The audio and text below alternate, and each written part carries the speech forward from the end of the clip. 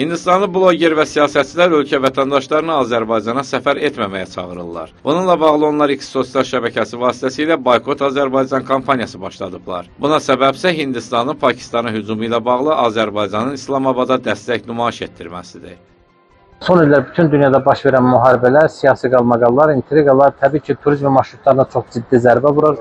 Belə ki, Rusiya-Ukrayna müharibəsi fonunda Rusiya vətəndaşlarının Avropaya çıxışında böyük məhdudiyyətlər yarandığı üçün Rusiya vətəndaşları da bugün Azərbaycana əvvəlki illərdən daha çox gəlir.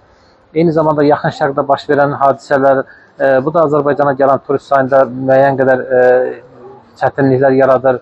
Və bugün son ayda Pakistan-Hindistan arasında yaranan gərginlik fonunda həmin bölgədən Azərbaycana gələn turist sayında biz azalma müşahidə edəcəyik təbii ki, amma buna baxmayaraq Azərbaycan turizmisi, yəni Hindistanın bir neçə qrupun Azərbaycana gəlməsinin itkisini nəticələrinə görə heç bir problem yaşamayacaq. Çünki bugünkü gündə ölkə rəhbərliyinin apardığı uğurlu xarici siyasətin nəticəsi olaraq biz daha böyük nüfuzlu ölkələrlə qarşılıqlı turizm mübadiləsini aparırıq.